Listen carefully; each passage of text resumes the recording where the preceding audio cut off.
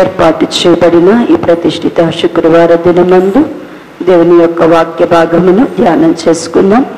రోమీయులకు రాసినటువంటి పత్రిక 9వ అధ్యాయము 20వ వచన భాగము నుండి 20వ వచన భాగము నుండి 25వ వచన భాగము వరకు చదువుకుందాం. అవును గాని ఓ మనుషుడా, దేవునికి ఎదురు చెప్పుటకు నీవెవడవు? నన్నెందుకు ఇలాగు చేసేదవని రూపింపబడినది రూపించిన వానితో చెప్పున.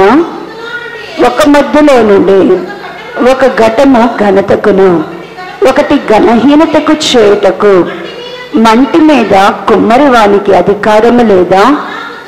అలాగు దేవుడు తన ఉగ్రతను అగపరచుటకును తన ప్రభావమును చూపుటకును ఇచ్చేయించిన వాడై నాశనమునకు సిద్ధపడి ఉగ్రతాపాత్రమైన ఘటములను ఆయన బహుదీర్ఘ శాంతముతో సహించిననేమి, మరియు మహిమ పొందుటకు ఆయన ముందుగా సిద్ధపరిచిన కరుణాపాత్ర ఘటముల ఎడల, అనగా యూదయలో నుండి మాత్రమే కాక అన్యజనుల నుండి ఆయన పిలిచిన మన ఎడల తన మహిమైశ్వర్యము కలుబరిచిన వలనేమి, ఆ ప్రకారము నా ప్రజల కానివారికి నా ప్రజలనియు, ప్రియురాలు కాని దానికి ప్రియురాలనియు పేరు పెట్టుదును. మరియు జరుగునదేమనగా, మీరు నా ప్రజల కారని ఏ చోటను వారితో చెప్పబడనో ఆ చోటను జీవము కలిగిన దేవుని కుమారులని వారికి పేరు పెట్టబడను అని హోషేయలో ఆయన చెప్పుచున్నాడు. ప్రార్థన చేద్దామండి. స్తోత్రమునైనా ప్రేమ నమ్మకమైన తండ్రి, పరిశుద్ధుడా, జీవాధిపతి, అద్వితీయ దేవ, ఉన్నవాడా అనేవాడా, నిన్న నేడు నిరంతరము ఏకరీతిగా ఉన్న సజీవుడకు దేవుని కుమారుడవు, మార్పునందని దేవా, ఆశ్చర్యకరుడ, ఆలోచనకర్త, బలవంతుడకు దేవా, నిత్యుడకు తండ్రి, ఎవరు సమీపింపరాని తేజస్సులో అమరత్వము కలిగి వశించు శ్రీమంతుడవు, సర్వాధికారియకు ప్రభువా, నీకు వందనాలు. పాపులమైన మమ్మలను ప్రేమించి ఈ లోకముతో కూడా మేము నశించిపోకుండానట్లుగా ఉగ్రత దినమందు మేము రక్షింపబడవలనని క్రీస్తు యేసునందు మమ్మల్ని కుమారులుగా స్వీకరించి నీ అమూల్యమైన రక్తము చేత మమ్మల్ని విమోచించి నీ ప్రజగా మమ్మలను చేసుకొని నీ దత్తపుత్రాత్మని మాలోనికి పంపి, అబ్బా తండ్రి నాయనా అని మొర్రపెట్టుకుని ధన్యతను మాకు ఇచ్చినారు. నీ కృపచేత మమ్మలను రక్షించి నీకు స్వకీయమైన సంపాద్యముగా విమోచన దినము వరకు మేము భద్రపరచబడినట్లుగా నీ ఆత్మ చేత మమ్మలను ముద్రించి ఉన్నారు. అట్టి ఆత్మను సంచకరువుగా మా హృదయములలో నివసింపనీయనట్లుగాను, నీ ఆత్మను స్వాస్థ్యమునకు మేము వారసులు మగ్గనట్లుగా నీ ఆత్మ ద్వారా నడిపింపబడడానికి, నీ ఆత్మ ద్వారా జీవించడానికి, నీ ఆత్మను అనుసరించి క్రమపరచబడడానికి మాలో ప్రతి ఒక్కరికి నీ ప్రభువా నీ పరిశుద్ధ ఆత్మను, అనగా సత్యస్వరూపియగు నీ ఆత్మను మా హృదయములో స్థిరపరచండి. మీకు వేరుగా ఉండి మేమేమీ చేయలేము.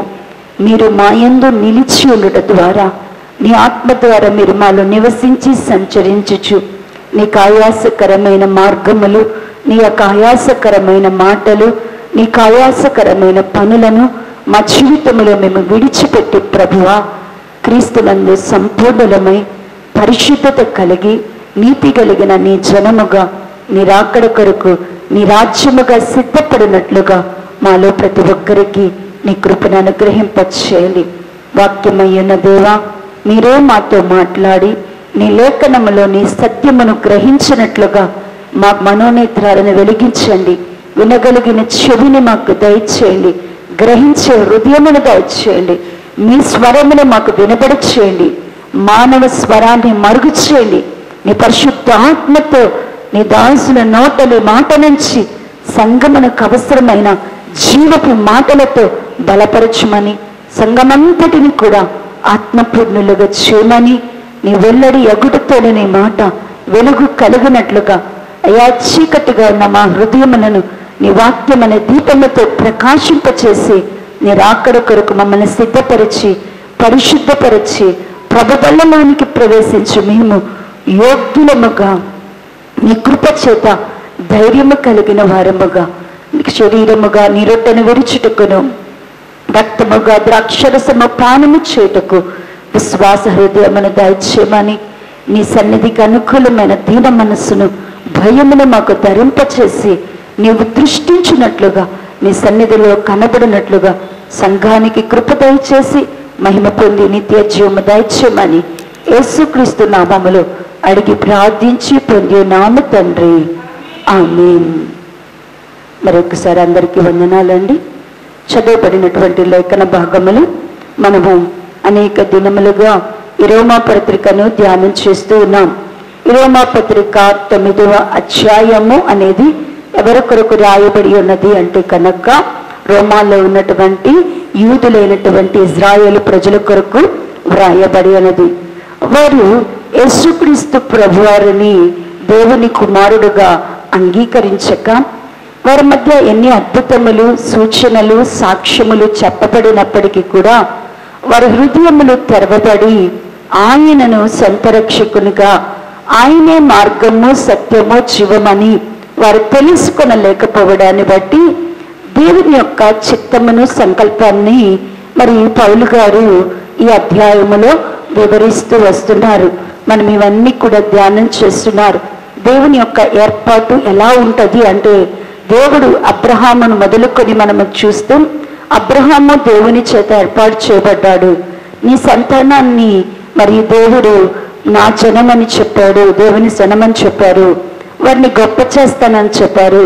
వారికి దేవుని రాజ్యాన్ని ఇస్తానని అబ్రహాము సంతానానికి వాగ్దానం చేశాడు. అబ్రహాము గారికి అబ్రహాము బీజము మూలన ఎంతమంది కొడుకులు పుట్టినా ఒక్కడైనటువంటి ఇస్సాకును మాత్రమే వారసుడు అని దేవుడు చెప్పాడు. ఆ ఒక్కడైన ఇస్సాకు నుండి కూడా 2 కుమారులను దేవుడు ఇచ్చినప్పటికీ కూడా ఏర్పాటుని సంకల్పన బట్టి ఒకరిని దేవుడు ప్రేమించాడు, ఒకరిని దేవుడు ద్వేషించాడు. ప్రేమించిన వ్యక్తినేమో వాగ్దానానికి వారసుడుగా తీసుకున్నాడు, ద్వేషించిన వ్యక్తినేమో వాగ్దానములో నుండి ప్రక్కకు తప్పించి వేసి ఉన్నాడు, ఏర్పాటులో నుండి. దానిని బట్టి దేవుడు ఏమైనా న్యాయస్తుడా అంటే అలా అనకూడదు. దేవుడు పాపులమైన మనలను కూడా ప్రేమించి మనకి ఎన్నో అవకాశాలు దేవుడు మారు మనసు పొందడానికి, మన స్థితిని, మన గతిని మార్చుకోవడానికి అవకాశం ఇస్తాడు. కానీ మనము దానిని వినియోగపరుచుకోనప్పుడు, దాన్ని ఎవరైతే సద్వినియోగపరుచుకుంటారో వారికి ఆ కృపను అనేది దేవుడు అనుగ్రహిస్తాడు అని ధ్యానం చేసి, దేవుడు ఎవరిని కనికరిస్తాడు, ఎవరి మీద దేవుని యొక్క ఉగ్రత అనేది ఉంటుంది మనము ధ్యానం చేస్తున్నాం.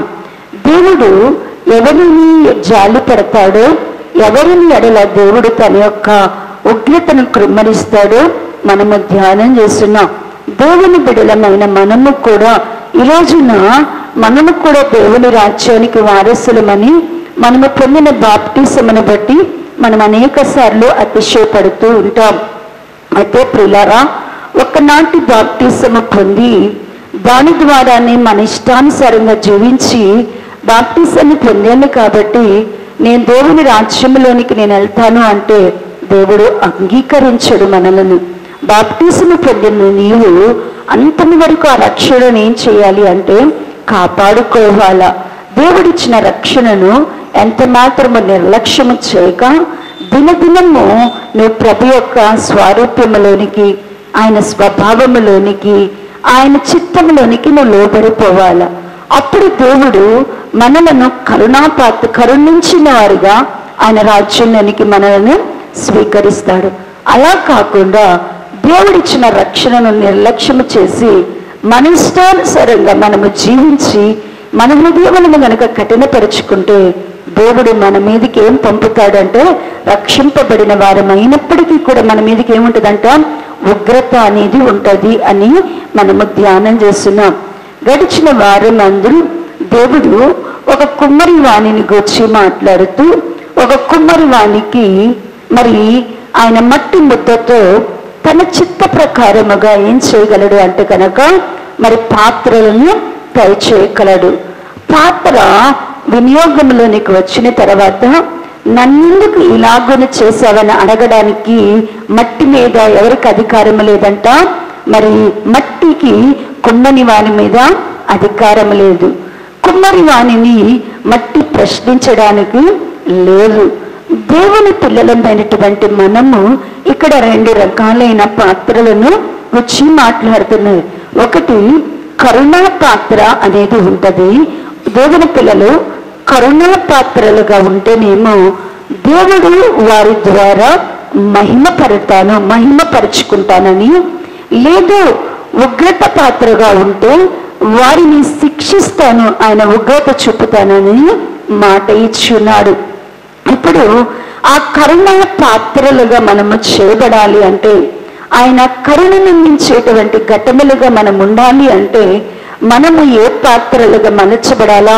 కొన్ని రకాలైన పాత్రలను దేవుడు తన ప్రజలైనటువంటి వారిని పాత్రలుగాను చిన్న చెంబులుగాను చేసుకున్నాడు. ఎలా చేసుకున్నాడు? మనలను పాత్రలుగాను చిన్న చెంబులుగా వేలాడి తీసుకున్నాడంట. మరి మనం ఏ పాత్రలుగా మనము మలచబడాలా? ఏ పాత్రలుగా మనముంటే కరుణా పాత్రలుగా చేయబడతాము? గడిచిన వారములో కొన్ని పాత్రలను దేవుని కరుణా పాత్రలుగా మార్చబడడానికి కొన్ని పాత్రలను ధ్యానం చేస్తున్నాం. ఏమేం పాత్రలు ఉన్నాయి? మొదటిది రక్షణ అనేటువంటి పాత్రను దేవుని బిడ్డలు చేపట్టాలి. మన చేతిలో ఏముండాలా? రక్షణ అనేటువంటిది పాత్రను కలిగి మనం ప్రార్థన చేయాలా? మన ప్రార్థన దేవుడు ఆలకించాలా? మన కృతజ్ఞతని దేవుడు స్వీకరించాలంటే మన చేతిలో ఏముండాలంట? రక్షణ పాత్రను మనము కలిగి ఉండాల. రెండవ పాత్ర ఏంటంట? ఆశీర్వదించబడినటువంటి పాత్ర మన దగ్గర ఉండాల. ఆశీర్వాదమైన పాత్రగా మనము చేయబడాలి అంటే యోగ్యముగా క్రీస్తు శరీరములో రక్తములో మనకేమి ఉండాలా? పాలు కలిగిన వారముగా ఉండాల. అంటే దేవుని శరీరాన్ని ఆయన రక్తాన్ని మనము తిని త్రాగినప్పుడు మనము ఆశీర్వదించబడిన పాత్రలోనిది తిని త్రాగుతున్నా ఆశీర్వాదం అనేది మనలోనికి అలాగనే మనకు అనుగ్రహింపబడాలి అంటే యోగ్యముగా మనము ప్రభు యొక్క శరీరాన్ని తిని ఆయన రక్తాన్ని త్రాగే వారముగా ఉండాల. మూడవ పాత్ర ఓదార్పు పాత్రలుగా ఉండాల. దేవుని బిడలమైనటువంటి మనము అనేకులను ఓదార్చే వారముగా, అంటే మన చేతిలో ఎప్పుడు కూడా ఏముండాలి అంటే ఓదార్పుని ఇచ్చేటువంటి పాత్రను మనము కలిగి ఉండాలా. మరి ఇర్మియా గారితో అంటున్నాడు, నేను వారి దగ్గర ఏమి తీసుకువెళ్ళదన్నాడు, వారి దగ్గర ఏం లేదన్నాడు, ఓదార్పు పాత్ర లేదు అని చెప్తున్నాడు. అయితే దేవుని బిడ్డల దగ్గర ఏముండాలి అంటే ఏ పాత్రలాగా ఉండాలంటే ఓదార్పు పాత్రలాగా ఉండాల. నాలుగవ పాత్ర ఘనత నిమిత్తమైనటువంటి పాత్రలుగా ఉండాల. ఘనత నిమిత్తమైన పాత్రలుగా మనము చేయబడాలి అంటే మనము గొప్ప మనము నిర్ణయించుకోకూడదు. మనము అలా ఉండాలి, ఇలా ఉండాలి, వాళ్ళలాగా ఉండాలా, వీళ్ళలాగా ఉండాలా, వాళ్ళ చేసినట్టు చేయాలా, వీళ్ళు చేసినట్టు చేయాలని మనం అనుకోకూడదు. ఘనత నిమిత్తమైన పాత్ర దేనిలో చేరకూడదు. వేటిలో చేరకుండా ముందు ఏం చేయాలి? ఘనత నిమిత్తమైన పాత్ర అంటే మనం ఎలాంటి పాత్రలుగా ఉన్నా కూడా ముందు మనము పవిత్రపరచబడినట్లుగా పరిశుద్ధతకై మనల్ని మనం ఏం చేసుకోవాలా? ప్రతిష్ఠించుకోవాలా. ఏ పాత్ర అయితే పరిశుద్ధత కొరకైతే ప్రతిష్ఠించుకొని పరిశుద్ధపరచబడిన తర్వాత యజమానుడు తన ఇష్ట ప్రకారము తన యజమానుడు వాడుకొనుటకు అర్హమైన పాత్రగా ఎవరైతే సిద్ధపడతారో వారిని ఏం చేస్తారంట? దేవుడు ఘనత నిమిత్తమైనటువంటి పాత్రలుగా చేస్తాడు. ఈ ఘనత నిమిత్తమైన పాత్రగా ఎప్పుడైతే మనము రక్షణ పాత్రగా, ఆశీర్వదించిన పాత్రగా, ఓదార్పు పాత్రగా, ఘనత నిమిత్తమైన పాత్రలుగా మనము దేవుని చేతులు మలచబడతామో, ఇలాంటి ఈ యొక్క ఎవరిలో అయితే రక్షణ, ఆశీర్వాదము, ఓదార్పు, ఘనత ఉంటాయో వారిని ఏం చేస్తాడు అంటే దేవుడు కరుణా పాత్రలుగా మలుస్తాడు. ఎలా చేస్తాడంటే వాళ్ళని కరుణా పాత్రలుగా మార్చి వారిలో నుండి ఈ కరుణా పాత్రను దేనికి తయారు చేస్తున్నాడంటే ఇక్కడ దేవుడు చూపుతున్నాడు కదా. 22వ వచనం 9వ అధ్యాయము 22వ వచన భాగమును చూస్తే అన్నాడు, అలాగూ దేవుడు తన ఉగ్రతను అగపరచుటకును తన ప్రభావమును చూపుటకు నిశ్చయించిన వాడు నాశంలోకి సిద్ధపడిన ఉగ్రత పాత్రమైన ఘటములను ఆయన బహు దీర్ఘశాంతము సహించునేమి మహిమ పొందుటకు ఆయన ముందుగా సిద్ధపరిచిన కరుణా పాత్రగా. అంటే దేనికి ఈ ఘనత నిమిత్త కరుణా పాత్ర యొక్క ఉద్దేశం ఏంటి? ఈ కరుణా పాత్ర దేని కొరకు అంటే దీంట్లో ఈ పాత్రలో దేవుడు తన ప్రభావాన్ని చూపుతాడంట. దేవుడు ప్రభావం ఎవరిలో ఉంటుందంట? ఏ పాత్రలో ఉంటుందంటే దేవుని యొక్క ప్రభావాన్ని దేవుడు ఎవరిలో చూపడానికి చేయిస్తున్నాడంట? కరుణా పాత్రగా ఎవరైతే చేయబడతారో, కరుణా పాత్రగా ఎవరైతే మలచబడతారో వాళ్ళలో దేవుడు ఏం చూపుతాడంట? తన ప్రభావాన్ని చూపుతాడు. దేవుని ప్రభావం ఏ పాత్రలో ఉంటుందో ఆ పాత్రకి దేవుడు మహిమని ఇస్తాడంట. దేవుని ప్రభావం ఎవరిలో ఉంటుందో వారికి దేవుడు ఏమి ఇస్తాడంట? మహిమను కూడా ఇస్తాడంట. ప్రియులారా, దేవుడు తన ప్రభావాన్ని మనలో చూపాలన్నా, తన మహిమను మనకి ఇవ్వాలన్నా ఏం చూపాలా? ప్రభావాన్ని చూపాలన్నా, తన మహిమను మనలో అగుపరచాల. తన ప్రభావాన్ని మహిమను మనలో చూపాలి అంటే మనం ఎలా మనసుపడాలా? కరుణా పాత్రలముగా చేయబడాలి. ఈ కరుణా పాత్రలముగా మనము చేయబడాలి అంటే, ఈ కరుణా పాత్రలముగా మనము చేయబడాలి అంటే మన యజమానుడైనటువంటి యేసుక్రీస్తు ప్రభు వారికి అనుకూలముగా మనము ఉండాల. యేసుక్రీస్తు ప్రభు వారికి అనుకూలమైన పాత్రలుగా మనం ఉండాల. అంటే ఖచ్చితంగా మనలో రక్షణ అనేది ఉండాలా, ఆశీర్వాదం అనేది మనలో ఉండాలా, ఓదార్పు అనేది మనలో ఉండాలా. దేవుని యొక్క సర్వ సిద్ధమైన సక్రియకు మనం ఏమై ఉండాలా? సిద్ధపడిన ఘనత కొరకైనటువంటి పాత్రలుగా ఉన్నప్పుడు దేవుడు మనల్ని ఏం చేస్తాడు? కరుణా పాత్రలుగా ఉంటాడు. దేవుడు ఉగ్రత చూపించే పాత్రలు ఎలా ఉంటారు? ఇప్పుడు మహిమ తెచ్చి ప్రభావాన్ని మహిమ కొరకేమో కరుణా పాత్రను నిర్ణయించాడు. మరి ఉగ్రత చూపడానికి కొన్ని పాత్రలు ఉన్నాయంట. ఎవరి మీద దేవుడు ఉగ్రతను కుమ్మరిస్తాడు? వారికి ముందుగా ఆ ఉగ్రత పాత్రలు ముందుగా ఎలా వారు మలచబడుతున్నారు, వాళ్ళు ఎలాగున్న ఆ ఉగ్రత పాత్రలుగా చేయబడుతున్నారు అంటే దేవుని వాక్యములో జ్ఞాపకం చేసుకుంటే ప్రియులారా, దేవుని వాక్యము సెలవిస్తుంది కదా. చూడండి, జకరియా గ్రంథము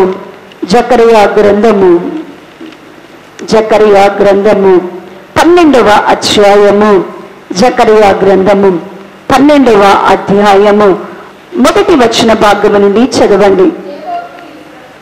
పేజ్ నెంబర్ 782వ పేజీ, 782వ పేజీ, 12వ అధ్యాయము 1-2 వచన భాగముల నుండి చదివితే, దేవుడి ఇజ్రాయేలు గూర్చి వచ్చిన యెహోవా వాక్కు, ఆకాశ మండలను విశాలపరిచి భూమికి పునాది వేసి మనుషుల అంతరంగములో జీవాత్మను సృజించును యెహోవా సెలవిచ్చినదేమనగా, నేను యెరూషలేము చుట్టూన్న జనులందరికీ మత్తు పుట్టించు పాత్రగా చేయబోచున్నారు. శత్రువులు యెరూషలేమును ముట్టడి వేయగా అది యూదా మీదికి వచ్చును. ఆ దినమందు నేను యెరూషలేమును సమస్త జనులకు బరువైన రాయిగా చేతును. దాన్ని ఎత్తి మోయువారు మిక్కిలి గాయపరచబడుదురు. భూజనులందరూ దానికి విరోధులై కూడుదురు. చాలండి, ఇక్కడ దేవుడు ఇజ్రాయేల్ ప్రజలను, యెరూషలేము జనులను జ్ఞాపకం చేస్తూ యెరూషలేమును ఆ చుట్టుపక్కల ఉన్న వారందరి దృష్టి కంట దేవుడు యెరూషలేమును ఎలా చేయబోతున్నాడంట? మత్తు పుట్టించేటువంటి పాత్రగా. ఏ పాత్రగా చేయబోతున్నాడంట? మత్తు పాత్రగా ఇజ్రాయేల్ మారిపోయారంట. యూదులైన వారు ఏ పాత్రగా అయిపోయారంట? రక్షణ పాత్ర పోయింది వాళ్ళ దగ్గర, ఆశీర్వాద పాత్ర పోయింది, ఘనత పాత్ర పోయింది, ఓదార్పు పాత్ర పోయింది, కరుణ పాత్రలుగా పోయారు. ఇప్పుడు ఏ పాత్రలుగా అయిపోయారంట? చుట్టుపక్కల వాళ్ళందరికీ వీళ్ళు మత్తు పుట్టించే పాత్రలు అయిపోయారంట. వాళ్ళంట మత్తు పుట్టించే పాత్రలు అయిపోయారు. ఎందుకు వాళ్ళు మత్తు పుట్టించే పాత్రలు? ఎప్పుడు మత్తు అనేది దేవుని ప్రజలకు ఆవరిస్తుంది చెప్పండమ్మా. మత్తు అనేది ఎప్పుడు వస్తుంది మనకి? దేవుని ప్రజలు దేవుని బట్టి మత్తులైపోయారంట, మత్తు పుట్టించే పాత్రగా అయిపోయారంట. మొదటి కారణం ఏమిటి అంటే కనుక చూడండి, వాళ్ళు దేవుని యొక్క వాక్య భాగములను మీరు చెప్తున్న వాటిని లూకా సువార్త 21వ అధ్యాయము, లూకా సువార్త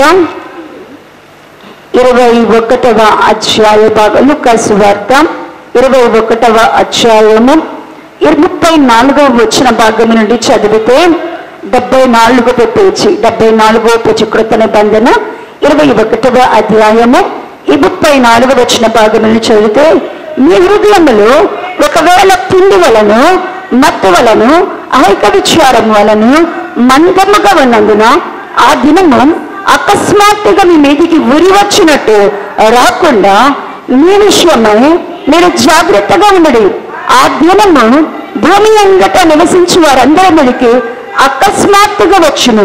కాబట్టి మీరు జరగబో వీటిని ఎలా తప్పించుకొని మనుష్య కుమారుని ఎదుట నిలవబడుటకు శక్తి గలవారగినట్లు ఎల్లప్పుడూ ప్రార్థన చేయొచ్చు మెలకువగా ఉండుడి అని చెప్పాను. ఇక్కడ ఇశ్రాయేలీయులు ఎలాంటి పాత్రలుగా ఉన్నారు అంటే మత్తు పుట్టించే పాత్రలుగా ఉన్నారంట. ఎందుకు వారు మత్తు పుట్టించే పాత్రలుగా ఉన్నారంటే, వీళ్ళు ప్రార్థనలో ప్రార్థన చేసే వారికి ఏముంటుందంటే మెలకువ అనే అనుభవం ఉంటుంది. ప్రార్థన ఎక్కువ చేసే వారికి ఏముంటుందంటే మెలకువగా, చురుకుగా ఉంటారు. ప్రార్థన ఎక్కువ చేసే వారికి మెలకువ అనుభవం ఉంటుంది. ప్రార్థన తక్కువ చేసే వారికి ఏముంటుంది అంటే కనుక రకరకాలైన విచారాలు వచ్చేస్తాయి. ప్రార్థనలో మెలకు ఉంటే, ప్రార్థనలో అంటే ఖచ్చితంగా ఎలా ఉంటాం మనం? మెలకుగా ఉంటాం. 3 గంటలకు లేచి ప్రార్థన చేయాలంటే చేయగలుగుతాం, 5 గంటలకు ప్రార్థన చేయాలంటే చేయగలుగుతాం. మెలకువ కలిగిన ఆత్మ ఉంటే ఏ సమయమైనా దేవుణ్ణి మనం ఏం చేయగలము? వెదకగలమంట. కానీ ఇజ్రాయేల్ ప్రజలు మత్తు పుట్టించే పాత్రలు అయిపోయారు. కారణం ఏంటంటే వారికి ఆత్మీయ జీవితము కన్నా, ప్రార్థన కన్నా, ధ్యానము కన్నా, స్తుతుల కన్నా, వారి వాక్యము కన్నా వారు దేని మీద ఎక్కువగా దృష్టి పెట్టారు అంటే తిండి మీద దృష్టి పెట్టారంట. ఏమి తినాలా? మీరు పడుకునేటప్పుడు రేపు ఏం వండాలి అనుకుని పడుకుంటారా? ప్రార్థన చేస్తూ రేపు దేవుని ఎలా ఎదుర్కోవాలని పడుకుంటారా? నిజం చెప్పండి. మన యొక్క మేలుకొలుపు ఎలా ఉంటుంది? రేపే టిఫిన్ దగ్గరికి పోద్దా ఆలోచన, టిఫిన్ దగ్గరికి వెళ్ళిద్దా? పడుకునేటప్పుడు మన ఆలోచన రేపు ఉదయాన్నే టిఫిన్ పచ్చడి ఆలోచించుకొని, కూరలు ఆలోచించుకొని పడుకుంటారా? లేకపోతే దావీదు గారంట ఆయన కీర్తనలు రాస్తూ చూడండి, కీర్తనల భాగము, కీర్తనలు 5వ అధ్యాయం అనుకుంటే, కీర్తనల భాగము, ఒక్క నిమిషం అమ్మ, కీర్తనలు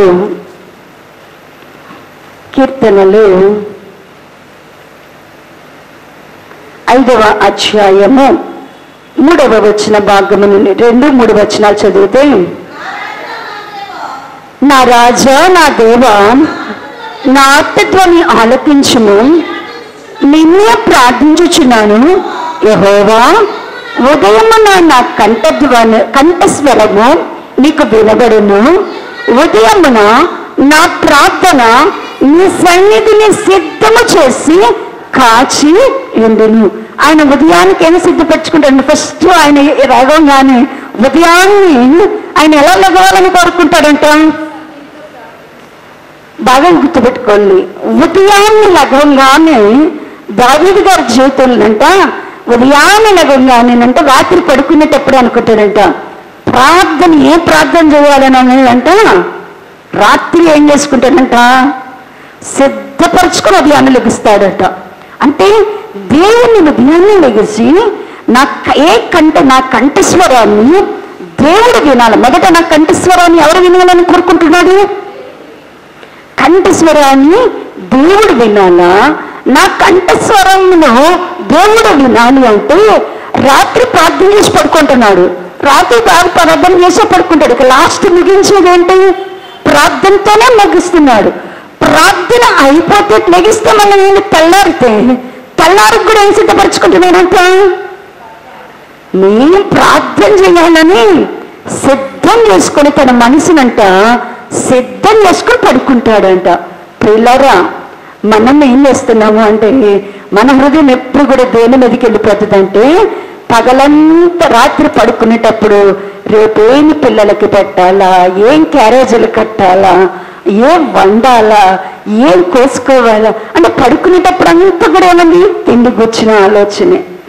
లెగిసిన తర్వాత కూడా ఏంటి, మధ్యాహ్నం కూడా ఏం చేస్తాం, మళ్ళా తిండి గురించిన ఆలోచన సాయంత్రం. అంటే మనం ఏం తినాలా, మన ఇంటి వారు ఏమి తినాలి అనే దానికి మన మనసు ఎప్పుడు కూడా ఏమైపోతుందంట, మన పనుల మీదే ఉంటుంది మన మనసు అంతా. అందుకని ఇజ్రాయేల్ ప్రజలకు కూడా ఏమి తినాలా అనేటువంటి ఆలోచన వారి హృదయాల్లో అధికంగా ఉంటుందంట. ప్రియులారా, అలా తిండి మీద మనసునే వాళ్ళు మత్తులుగా ఉంటారంట. ఇంకన్నాడు తిండి వలన మత్తు వలన అంటున్నారు. అంటే కనుక మత్తులు అంటే త్రాగడం. కొంతమందికి ఏమిటి అంటే కనుక ద్రాక్షరసాన్ని అధికంగా సేవిస్తారు. మత్తులుగా ఉండడానికి కోసం ఏం చేస్తారంటే మరి ఎక్కువగా ద్రాక్షరసాన్ని పానం చేస్తారు. ఒకవేళ అలాంటి అలవాటు ఉంటే అది మనల్ని ఏం చేస్తుందంట, ద్రాక్షరసము అధికంగా తీసుకోవడం ద్వారా అధికంగా అంటే మన వాడుకలలో, భారతదేశపు వాడుకలలో లేదు కానీ మరి ఇజ్రాయేల్ వాడుకలో ఖచ్చితంగా వాళ్ళు ఏం తాగాలంటే రోజు ఏం తాగుతారంటే కనుక అంటే మనలాంటి బ్రాందీలు కాదు వాళ్ళు తాగేది. భారతదేశంలో మన బ్రాందీలు అనుకున్నారు. వాళ్ళు ఏం చేస్తారంటే రెడ్ వైన్ అనేది తాగుతారు. ఈ రెడ్ వైన్ అనేది ఏంటంటే కనుక వారి స్వచ్ఛమైన ద్రాక్షాల నుంచి తీసేది. అది కూడా ఎక్కువ తాగుతుంది. ద్రాక్షరసం కూడా ఎక్కువ తాగితే ఏమవుతుంది అంటేనంట వాళ్ళకి ఏమవుతుంది అంటే మత్తు అనేది కలగజేస్తుందంట. కాబట్టి తిండి వలన మత్తు వలన రెండవది మనల్ని మత్తులుగా చేసేదంటే ఐక విచారాలు. ఐక విచారాలంటే ఈ లోకంలో ఎట్లా బతకాలా, ఈ లోకంలో ఎట్లా సంపాదించుకోవాలా, ఈ లోకంలో నీకు నీ పిల్లలకు సౌఖ్యంగా ఉన్నాం కనుక ఏం కావాలి అంటే దిగులు. మనిషికి ఎప్పుడు దిగులు ఏంటంటే డబ్బు లేకపోతే కొంతమందికి చాలా జబ్బులు వస్తాయి. డబ్బు లేకపోతే ఏమొస్తాయి అంటే చాలా మందికి జబ్బులు వస్తాయి. డబ్బు లేకపోతే చాలా మందికి దిగులు వచ్చేస్తుంది. డబ్బు లేవనుకోండి దిగులు అయిపోతారు వాళ్ళు. మనుషులు దిగులతో కృషించిపోతారు. చేతిలో డబ్బు లేకపోతే ముడుచుకుపోతారు. నేను మా ఇంట్లో కూడా చూస్తా, మా యజమానుడి చేతిలో డబ్బు లేవనుకోండి మనంతా మాడిపోతుంది, అర్థమైపోద్ది అనమాట. వెంటనే నేను అర్థం చేసేసుకుంటా, ఓహో డబ్బులు లేవు కాబట్టి మొహం అంతా మాడిపోయింది. అదే డబ్బులు చేతిలో పర్సులో ఉంటే కళకళలాడుతూ ఉంటారు, కళకళలాడుతూ ఉంటాయి డబ్బులు ఉంటాయి. ఇదేమి జబ్బు నేను అంటాను. డబ్బు లేకపోతే మా అత్తగారు వస్తే ఏనమ్మా మా అబ్బాయి ఏంది దిగులుగా ఉన్నట్టు, మీ అబ్బాయికి డబ్బు లేని జబ్బు వచ్చిందని చెబుతా. డబ్బు లేని జబ్బు వచ్చిందంట అంటే నవ్వుతారు పెద్దగా. చిన్నప్పటి నుంచి అట్ట నేను తిడతాను అనమాట. మీ అబ్బాయికి కొంచెం బాధపడితే మీరు డబ్బులు ఇచ్చేట అలవాటు చేశారు, ఇట్లాంటి అలవాటు ఎందుకు చేశారు అలాంటి అంటే ఏం చేస్తామమ్మా చిన్నోడు గడుస్తాడు అంటది ఆమె సంతోషం కాదు. కానీ కొంతమందికి అలానే ఉంటుంది. వాళ్ళే కాదు చాలా మంది చూశాను, చాలా మంది సహోదరులను కూడా చూశారు. డబ్బు లేకపోతే అట్టుంటారంటే చాలా విచారంగా ఉంటారు. అసలు డబ్బులు లేకపోతే అసలు నా బ్యాంకులో రూపాయి కూడా లేదు, అన్ని పిల్లలు వాడేసుకున్నారు. ఈ పిల్ల నా దగ్గర డబ్బులు చూస్తే బతకలేదు, ఈ పిల్ల నన్ను ఎప్పుడెప్పుడు తీసేసుకుంటుందా అనుకుంటుంటారు. అంటే డబ్బులు ఉంటేనేమో ఎంతో సెక్యూరిటీ ఉన్నట్టుగా, డబ్బు లేకపోతేనేమో అసలు ఏమి ఇంకా నా జీవితం ఇంకా కోల్పోయినట్టుగా బాధపడతారు. అది ఐక విచారము, అది ఐక విచారము. ప్రియులారా, మనము ఆకాశ పక్షుల కంటే శ్రేష్ఠులము, భూజంతువుల కంటే శ్రేష్ఠులము. అవి ఒక్కరోజైనా ఆహారం కూర్చుకుంటాయా చెప్పండి? ఏ పక్షి అయినా రేపటికి ఆహారం నిల్వ చేసుకుంటుందా? అది ఎంత మంచి ఆహారం ఉన్నా రేపు తిందామని అటు పెట్టుకుంటుందా? అట్టు పెట్టుకోదు. ఏ జంతువు అయినా ఆహారాన్ని నిల్వ చేసుకుంటుందా? దానికి రేపు అంటే వాటికి ఏమీ లేదు, రేపటిని గుర్చిన చింత లేదు, విచారము లేదు. దేవుని పిల్లలు వాక్యం ఏం పెట్టుకున్నారు? దేవుడు అన్నాడు కదా, మత్తయి సువార్త 6 ఖచ్చితంగా చెబుతున్నాడు, మీరు రేపటిని గుర్చి చింతించుకుడి, అన్యజనులు అలాగున చింతిస్తారు. ఎవరు చింతిస్తారంట? ఈ లోకపు జనులు. అన్యజనులకి ఏం భయం ఉంటుందంట? రేపటిని గుర్చిన చింత ఉంటుంది. మీరు అలాగ చింతించద్దు. మన పని రోజు చేయాల్సిన పని ఏంటంట? నా నీతిని, నా రాజ్యాన్ని వెతకమంటే అసలు వెతుకుతాను ఏమన్నా? ఇది వెతుకుతానా? నా రీతిని, రాజ్యాన్ని వెతకమంటే ఇది మాత్రం వెతకం, ఇది మాత్రం కోరుకోను. ఎప్పుడు కూడా మనము తిండి గురించి ఐక విచారాలుగా మత్తులై మత్తులంగా ఉంటాం. ఎప్పుడైతే దేవుని పిల్లలలో దేవుని రాజ్యమును గుర్చిన తృష్ణ ఉండదు, దేవుని నీతిని గుర్చిన తృష్ణ ఉండదు, ఆ వ్యక్తి దేవుని రాజ్యంలోనికి వెళ్ళలేడు. ఇది మనం నమ్మాల్సింది. దేవుని రాజ్యంలోనికి నీకు వెళ్ళాలంటే నీకు దేని మీద తృష్ణ ఉండాలా? దేవుని రాజ్యమును గుర్చి తృష్ణ నీకు ఉండాలా. దేవుని రాజ్యాన్ని వెదకాలా, దాన్ని పొందుకోవడానికి దానిలో నీ పేరు ఉన్నట్లుగా నువ్వు ఇప్పటి నుంచి దేవుని సన్నిధిలో అడుగుతూ ఉండాలా. నువ్వు అడిగే వాళ్ళకి దేవుడు నీకు ఏదైనా రూఢిగా సూచన చూపించాడా? పరలోకంలో నువ్వు ఉంటావని నీకు ఒక సూచన ఏమైనా చూపించాడా దేవుడు? నీకు రూఢిగా దేవుడు ఎప్పుడైనా నువ్వు ఆయనతో ఉన్నట్టుగా ఏమైనా సూచన చూపించాడా? అంటే మనకు అసలు అవసరం లేదు. దేవుని రాజ్యంలో ఇక్కడ అన్నీ చూపించాలా, దేవుడు ఇక్కడ అన్నీ నీకు చూపించాలా. ఆయన దగ్గర నువ్వు ఉంటున్నావో ఉండవో, ఆయన రాజ్యంలో నీ స్థితి ఏంటో, నీ స్థానం ఏంటో, నీకేమి ఇవ్వబోతున్నాడో, దేవుడు నీకు ఇవ్వబోయేటువంటి ఆ మహిమ ప్రభావం ఏంటో నువ్వు దేవుని సన్నిధిలో వెదికి పొందుకోవాలి కదా. ఇజ్రాయేలు ప్రజలు కూడా తిండి వలన, మత్తు వలన, ఐక విచారముల వలన వాళ్ళంతా మత్తుగా ఉన్నారు. కాబట్టి వాళ్ళంతా మిగతా చుట్టూన్న దేశాలకు ఎలా కనపడుతున్నారంట? మత్తు పుట్టించే పాత్రలుగా ఉన్నారంట. పిల్లరా, రెండవది ఇంకొకటి మనం మత్తులుగా మనలో చేసేది ఏంటి అంటే కనుక సుఖభోగములు యందు వాంఛ. దేవుని బిడ్డలకు దీనిని జయించాలి అంటే కనుక సుఖభోగములను. ఎందుకంటే చూడండి ప్రియులారా, మొదటి తిమోతికి రాసిన పత్రిక 5వ అధ్యాయము 6వ వచన భాగముని చదివితే 192వ పేజీ, మొదటి తిమోతికి రాసిన పత్రిక 5వ అధ్యాయము 6వ వచనం. సుఖభోగములు యందు ప్రవర్తించినది బ్రతుకుచుండి చచ్చినదై ఉండేను. చూడండి, బ్రతికి ఉన్నామన్న పేరు మట్టుకు నీకున్నది కానీ నువ్వు మృతుడివే అంటున్నాడు. అంటే బ్రతికి ఉన్నాం, పేరుకు మాత్రం ఎలా ఉన్నామంట? బ్రతికి ఉన్నాం. కానీ దేవుని దృష్టిలో ఎలా ఉన్నాయంట? చచ్చిన వారు. ఎవరిని గురించి దేవుడు మాట్లాడుతున్నాడంటే సుఖభోగములు యందు ప్రవర్తించినది. దేవుని బిడ్డలలో ఏముండకూడదని దేవుడు కోరుకుంటున్నాడంటే మనం ఎప్పుడు కూడా సుఖభోగాలకు మనము ఆశపడకూడదు. ఏం ఆశపడకూడదు అంటే దేవుని పిల్లలు దేని మీద ఆశ ఉండకూడదు అంటే సుఖభోగముల మీద ఆశ ఉండకూడదు. పద్దాకల పడుకోవాలా, పద్దాకల విశ్రాంతి తీసుకోవాలా, పద్దాకల కూర్చోవాలా, పద్దాకల. చాలా మందికి పని చేయడం అంటే చాలా కష్టం. ఊరికనే కూర్చోవాలా, సమయం దొరికితే ఏమైపోవాలా? పడుకోవాలా, సమయం దొరికితే ఏమన్నా నిద్రపోవాలా. సుఖభోగములు పిచ్చి కొంతమందికి.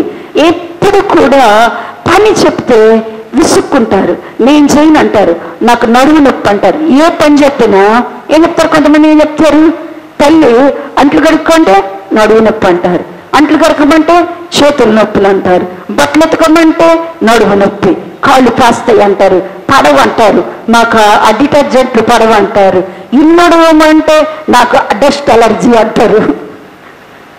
ఇల్లుడు అంటే డస్ట్ అలర్జీ, అది పడదు ఇది పడదు. ఇక ఏం పడతాయి అంటే తినడము పడుకోవడం, ఈ రెండు మాత్రం ఏమవుతాయి సరిపడతాయి. ఈ తినడం పడుకోవడం ఈ రెండు. కొంతమంది పనిని బద్ధకంగా చేస్తారు, పనిని శ్రద్ధగా చేయాలి. ఏ పనిని ఇంట్లో చేయాలా శ్రద్ధగా చేయాలా. దేవుని పిల్లల లక్షణం ఏంటంటే ఏ పని చేసినట్టు ఉండాలా శ్రద్ధగా చేయాలా, శుభ్రంగా చేసుకోవాలా. కానీ పై పైన చేస్తూ ఉంటారు. ఇలాంటి వారు అందరిలో ఏముంటుంది అంటే కనబడని ఒక రోగం ఉంటుంది. ఏంటంటే సుఖభోగములు యందు వాంఛ. వాళ్ళలో ఏముంటుందంట సుఖభోగాలు. ఈ సుఖభోగాలు ఏం చేస్తాయి అంటే సుఖభోగాలు కనుక మనం కోరుకున్నాము అంటే దేవుడు అసలు ఇలాంటి మనసు కలిగిన వాళ్ళ ప్రార్థన దేవుడు వింటానా? సుఖభోగాలు కోరుకున్న వాళ్ళ ప్రార్థన దేవుడు వింటానా? వినడానికి బాగా గుర్తుపెట్టుకోండి. యాకోబు పత్రిక 4వ అధ్యాయం, యాకోబు పత్రిక 4వ అధ్యాయము 3వ వచన భాగము 212వ పేజీ 212వ పేజీ. మీరు అడిగినను మీ భోగముల నిమిత్తము వినియోగించుటకై దురుద్దేశముతో అడుగురు గనుక మీకేమీ దొరకట్లేదు. మనమేంటో భోగాల కొరకు దేవుణ్ణి ఏమడిగినా, సుఖభోగాల కొరకు దేవుణ్ణి అడిగితే దేవుడు మనకేమైనా ఇస్తానని వాగ్దానం చేస్తున్నాడా? సుఖభోగాల కొరకు దేవుడు మనం ఏమడిగినా ఏం చేయాలంటే దేవుడు ఇవ్వడానికి ఇష్టపడినంట. మీరు భోగముల నిమిత్తము దురుద్దేశంతో అడుగుతున్నారు కాబట్టి మీకేం కూడా ఏమవుతలేదు, దొరకటం లేదు. మనము సుఖభోగములు మనలో ఉన్నాయి అంటే, సుఖభోగములు కూర్చున్నటువంటి వాంఛ మనలో ఉంది అంటే మనము దేవుని దృష్టికి ఎలా ఉంటామంటేనట మత్తు పుట్టించే పాత్రలాగా ఉంటాయి. ఎట్లాంటి పాత్రలను పేరు పెడతారంటే మనకి మత్తు పుట్టించేటువంటి పాత్రలను పేరు పెడతారంట. కాబట్టి దేవుని బిడ్డలైనటువంటి మనము సుఖభోగములను ఏం చేయాలా చూడండి. యెషయా గ్రంథము 32వ అధ్యాయము, యెషయా గ్రంథము 32వ అధ్యాయము, యెషయా గ్రంథము 594వ పేజీ 9వ వచన భాగము నుండి చదవండి. సుఖాశక్తి కలిగిన స్త్రీలారా లేచిన మాట వినుడి, నిశ్చింతగా ఉన్న కుమార్తెలారా నా మాట వినుడి. నిశ్చింత కలిగిన స్త్రీలారా ఇక 1 సంవత్సరమునకు మీకు తొందర కలుగునిచ్చాలి. ద్రాక్ష పంట పోవును, పండ్లు ఏరుటకు రావు.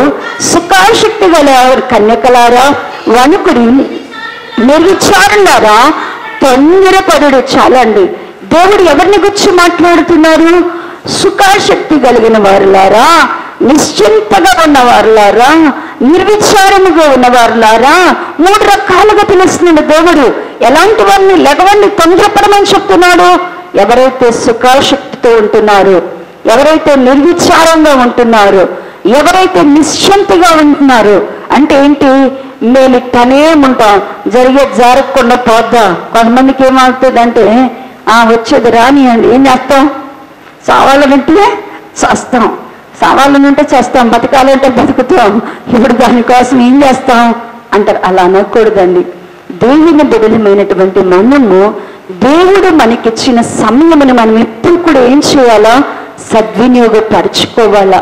సుఖాశక్తిని మనము విడిచిపెట్టాలా. నిర్విచారముగా మనం ఎప్పుడు ఉండకూడదు, నిశ్చింతగా ఎప్పుడు ఉండకూడదు.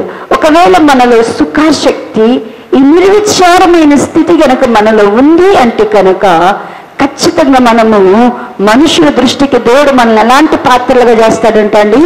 మత్తు పుట్టించే పాత్రలుగా. దేవుని పిల్లలు ఎలా ఉండకూడదు? నువ్వు నేను ఎలా ఉండకూడదు? దేవుని దృష్టికి మత్తు పుట్టించే పాత్రలాగా ఉండకూడదు. రెండవదిగా చూస్తే కనుక ప్రియులారా మనం ఎలా ఉండకూడదు అంటే కనుక ఇర్మియా గ్రంథము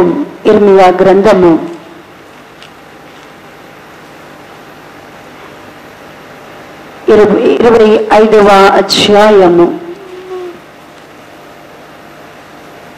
ఇర్మియా గ్రంథము 25వ అధ్యాయము 15-16 వచ్చిన భాగము చదివి.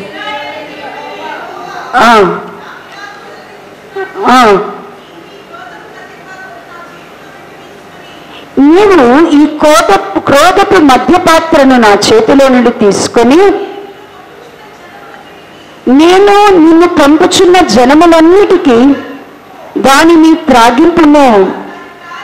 వారు దాన్ని త్రాగి త్రుక్కి సోలుచు నేను పంపుచున్నటువంటి ఖడ్గమును బట్టి వారు వెర్రివారు అగదురు. చాలండి. దేవుడు ఇంకొక పాత్రను గుచ్చి మాట్లాడుతున్నాడు. ఏం పాత్రను గుచ్చి మాట్లాడుతున్నాడంటే క్రోధపు పాత్ర.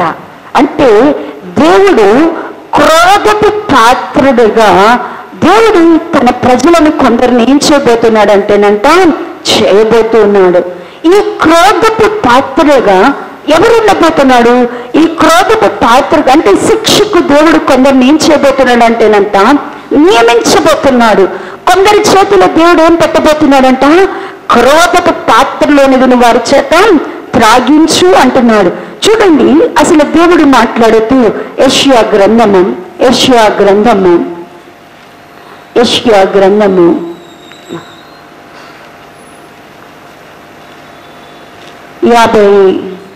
యెషయా గ్రంథము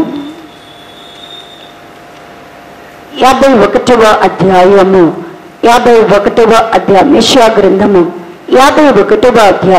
17వ వచన భాగము నుంచి చదివితే, యెరూషలేమా లెమ్మో లెమ్మో, యెహోవా క్రోధ పాత్రను ఆయన చేతుల నుండి పుచ్చుకొని త్రాగినదానా, తూలిపడిచే పాత్రలోని అంతటి త్రాగినదానా, నిలువము.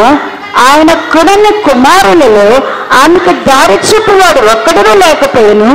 ఆమె పెంచిన కుమారులందరిలో ఆమె చేయి పట్టుకుని వాడు ఎవడునూ లేకపోయాను.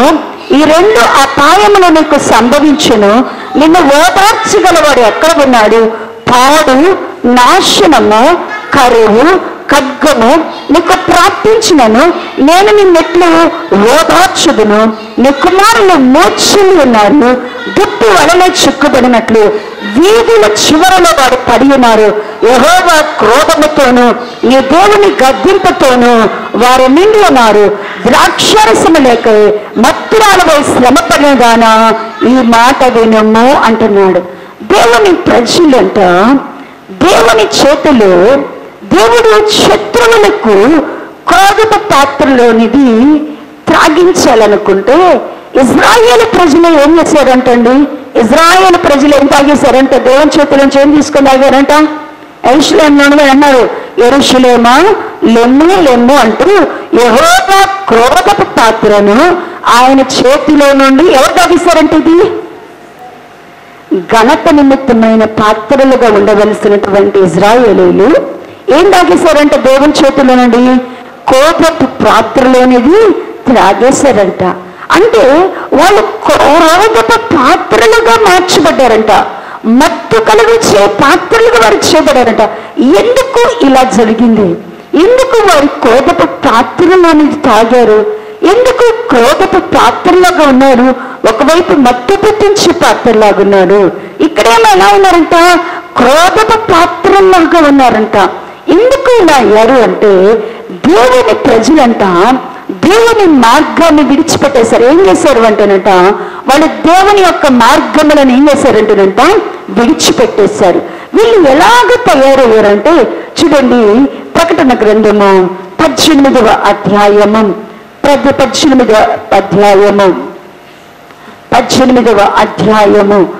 3వ వచన భాగమును చదివితే, ఏలయనగా సమస్తమైన జనములు మోహాద్రముతో కూడిన దాని వ్యభిచార మద్యమును త్రాగి పడిపోయి భూరాజులు దానితో వ్యభిచరించి భూలోకమంది వర్తకులు దాని సుఖభోగముల వలన బలవంతులైరి.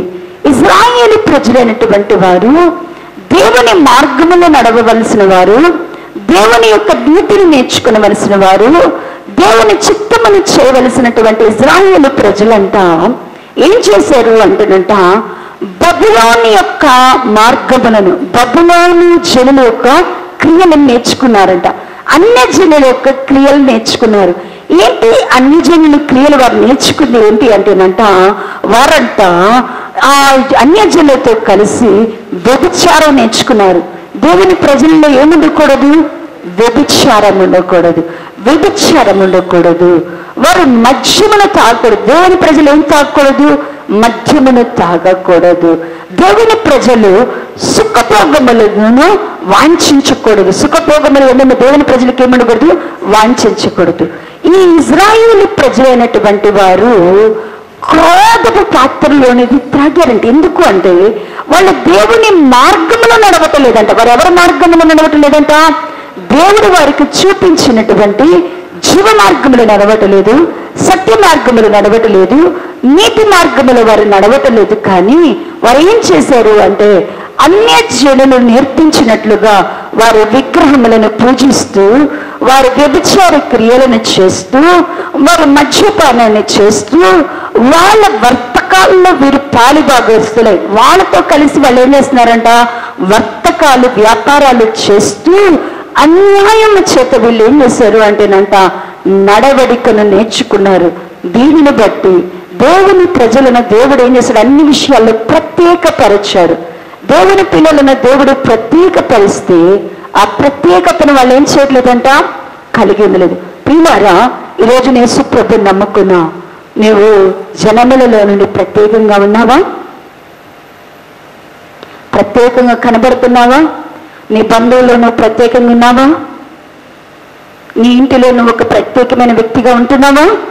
అందరిలో కలిసిపోయావా?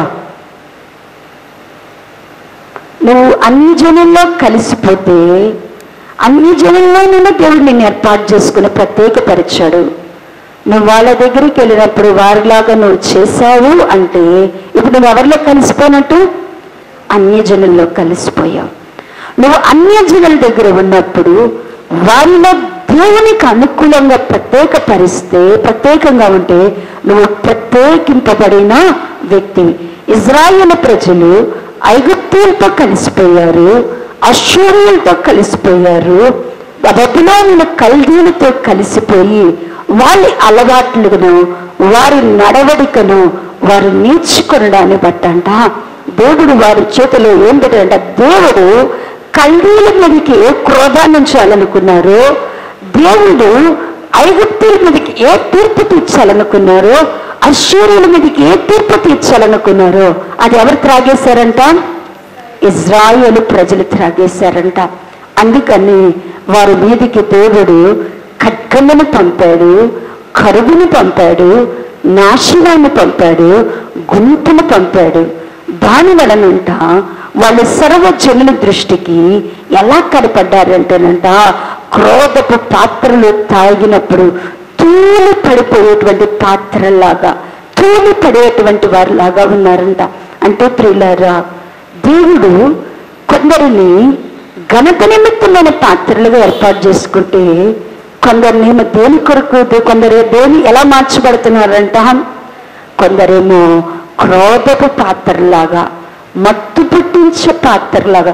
వీళ్ళని అన్నిని గురించి మాట్లాడుతున్నాడా? దేవుని ప్రజలు ఎలా ఉన్నారని చెప్తున్నాడా? దేవుని ప్రజలే మహిమనుండాల్సిన, ప్రభావం చూపవలసినటువంటి పాత్రలుగా ఉండవలసిన వారు మత్తు పుట్టించే పాత్రలుగా చుట్టుపక్కల వారికి కనబడుతున్నారు. క్రోధపు పాత్రలాగా చుట్టుపక్కల వారికి కనబడుతున్నారు. మన దేవుడే మనల్ని శిక్షించేటట్లుగా మనం చేసుకుంటున్నాం. ఏం చేస్తున్నాడా? మన దేవుడే మనల్ని శిక్షించేటట్లుగా మనం ప్రవర్తిస్తున్నాం.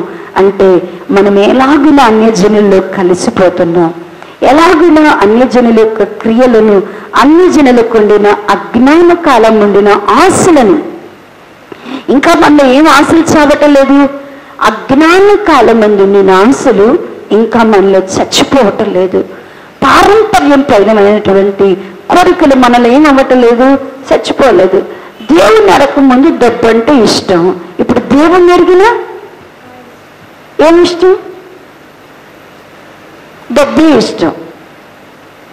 దేవుని అడగక ముందు బంగారం అంటే ఇష్టం, ఇప్పుడు దేవుని ఎరిగినా కూడా బంగారం అంటే ఇష్టం.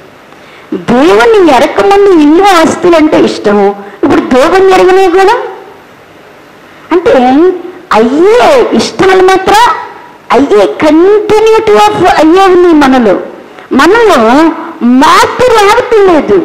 దేవుని పిల్లలమైనటువంటి మన ప్రభువుని మనం నమ్ముకున్నామంటే మనము పాత ప్రాచీన స్వభావంలో నుండి అజ్ఞాన కాలమందున ఆశలను విడిచి ఇప్పుడు దేవుని కొరకైన ఆశలు మనలో కలగాలి.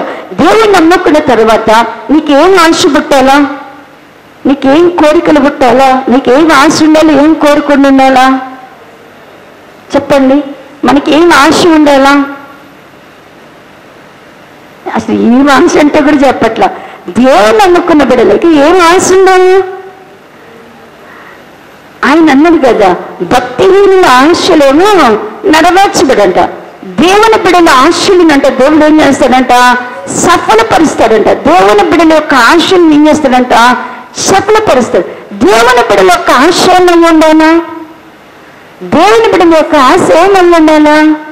ఏముండాలి? నీ ఆశ ఏమి ఉండాలా? చూడండి, ఇర్మియా గ్రంథం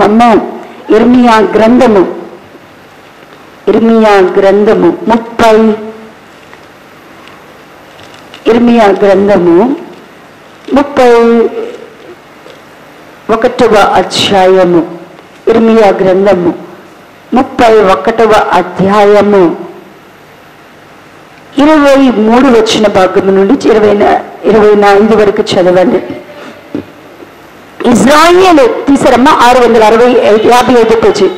ఇజ్రాయేలు దేవుడును సైన్యములకు అధిపతి యెహోవా ఇలాగు సెలవిచ్చినాడు, చెరలో నుండి నేను వారిని తిరిగి రప్పించిన తర్వాత యూదా దేశములోను దాని పట్టణములోని జనులు నీతి క్షేత్రమా, పరిశుద్ధ పర్వతమా, యెహోవా నిన్ను ఆశీర్వదించుడుగాక అనే మాట ఇక వాడుకొందురు.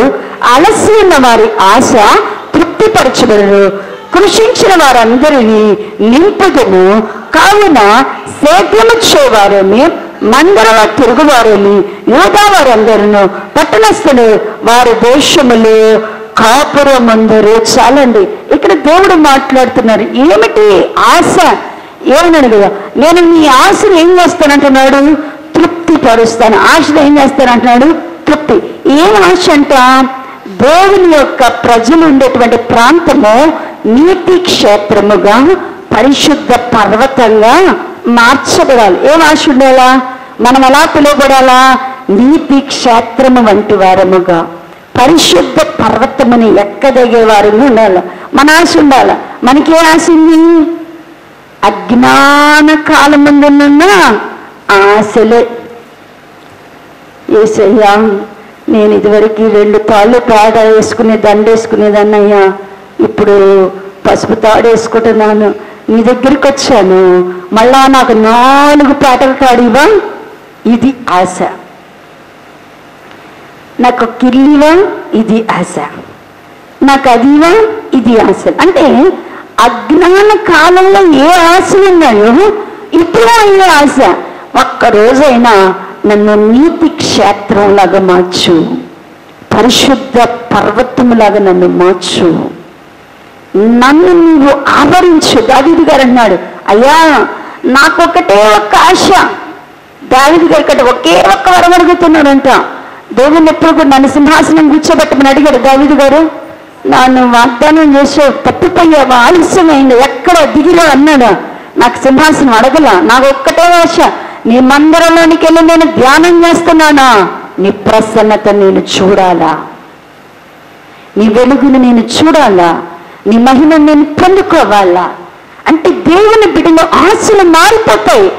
ప్రభుని కలిగి ఉండనప్పుడు ఆశలు వేరుగా ఉంటాయి. ప్రభులోనికి వచ్చిన తర్వాత మన ఆశలు ఏమైపోతాయి? మారిపోతాయి. మన కోరికలు మారిపోతాయి. ప్రభులోనికి రాకముందు నీకేముంటాయి? ఈ లోకంలో ఏమి తినాలా, ఏమి సంపాదించుకోవాలని ఉంటే దేవుని నమ్ముకున్న తర్వాత నా పేరు జీవ గ్రంథంలో ఉందా లేదా, నీ పేరు జీవ గ్రంథం నుంచి తుడిపెట్టిందా, అసలు ఉందా లేదా తెలుసుకోవడానికి ఇష్టపడతావు. పరిశుద్ధులతో కూడా కలిసి నేను ఎప్పుడు ఆత్మవిశ్వాసాన్ని అయిపోతాను. నేను ఎప్పుడు దేవుని యొక్క స్వరాన్ని వింటాను. నా గొర్రెలు నా స్వరాన్ని వింటాయి అన్నావు కదా. దేవా, నీ స్వరాన్ని నాకు వినబడనివా, నీ వాక్కు నా యొద్దకు పంపవా, నీ కృపను నాకు అనుగ్రహించు. ఇలా మన ప్రార్థన అంశాలు మారిపోతాయి, మన కోరికలు మారిపోతాయి.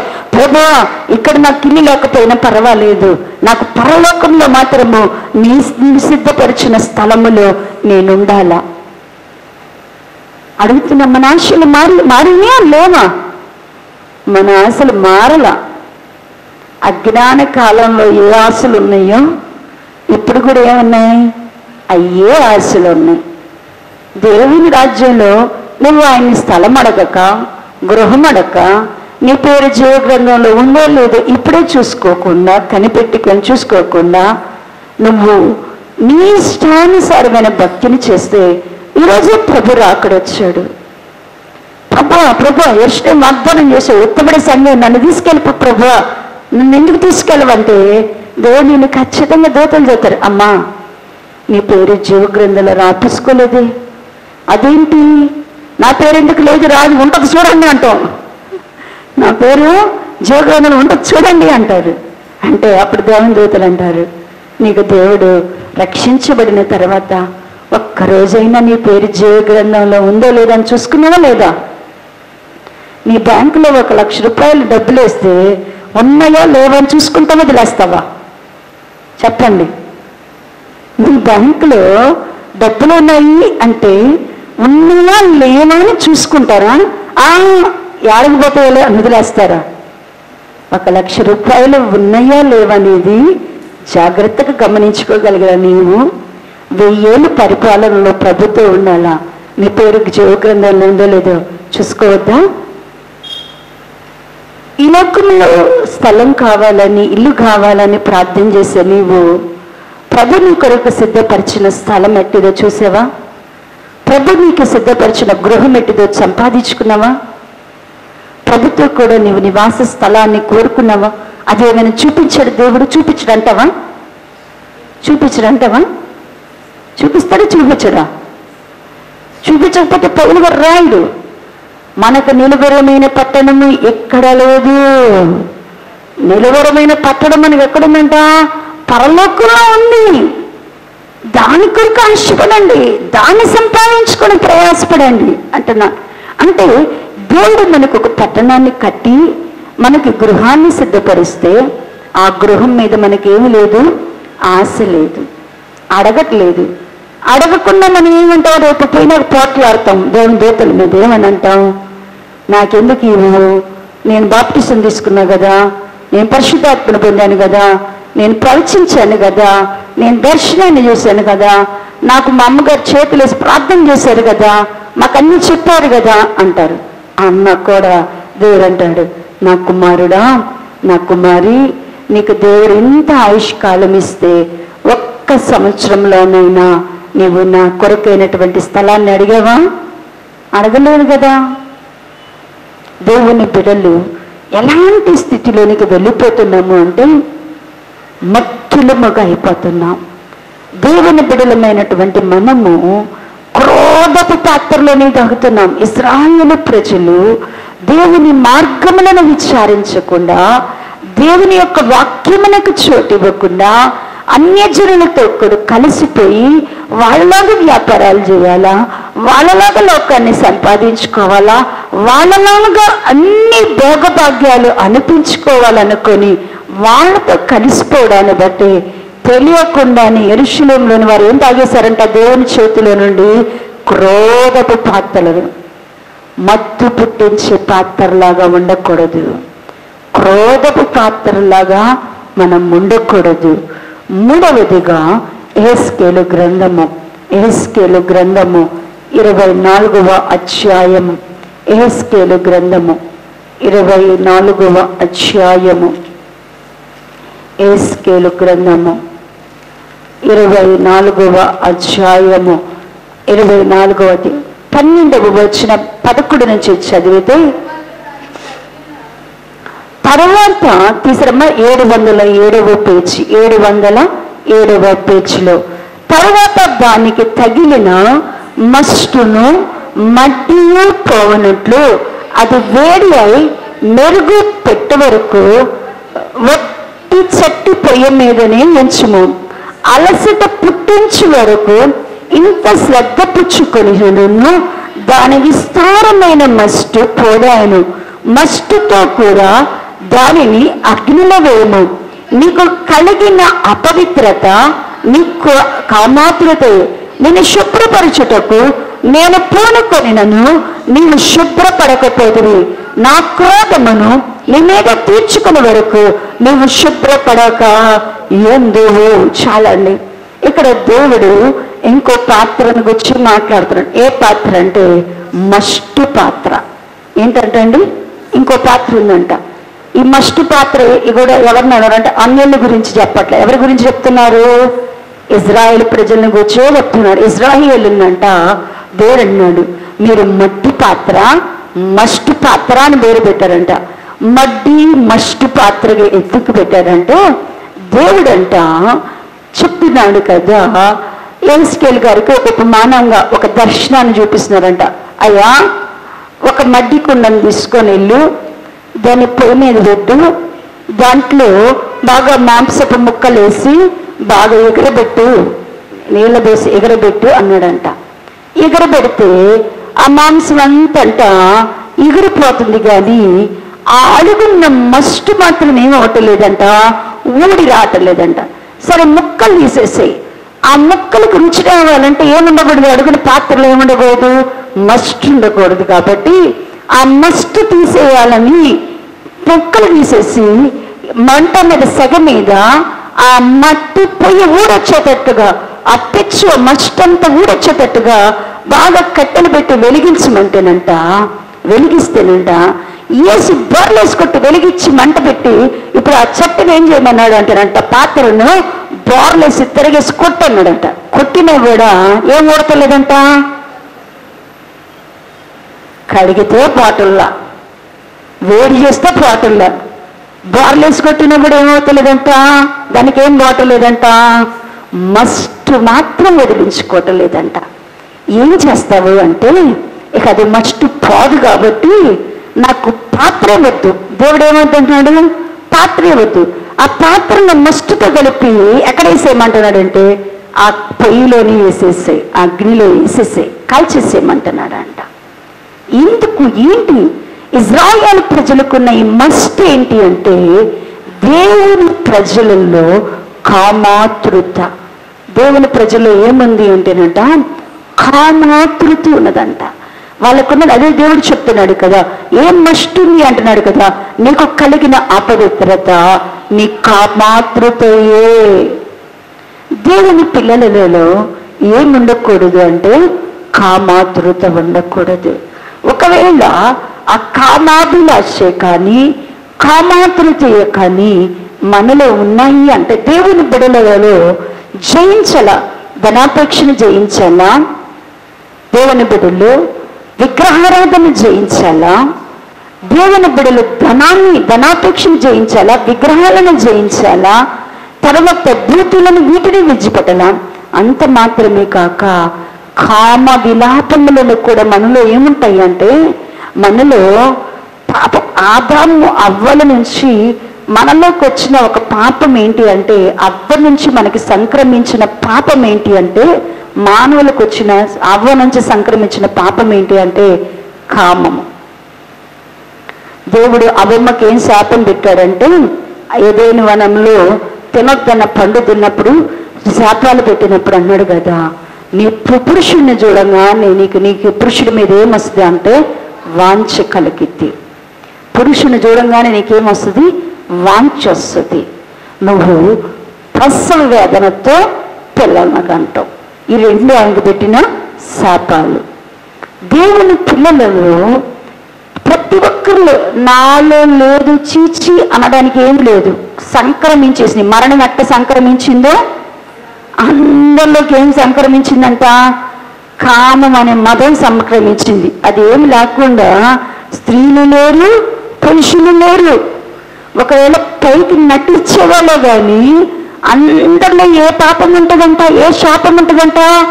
కామము అనే శాపం ఉంటుంది. కామము అనే శాపం ఉంటుంది. ఇప్పుడు ఆ దేవుని పిల్లలైనటువంటి మనము ఇది కొందరిలో అవిశ్వాసంలో, భక్తిహీనంలో, అన్యంలో బహిర్గతంగా కనబడుతూ ఉంటుంది. వాళ్ళు ఏంటంటే బయటపడిపోతారు. దేవుని పిల్లల్లో ఇది అంతర్గతంగా ఉంటుంది. దేవుని దగ్గరికి వచ్చే బిడ్డలలో ఏముంటది అంటే కనుక ఇది అంతర్గతంగా ఉంటుంది, లోపల ఉంటుంది. ఈ కామాతృత అనేది ఏముంటది అంటే కనుక అంతరంగంలో ఉంటుంది, కామ వాంఛ అనేది.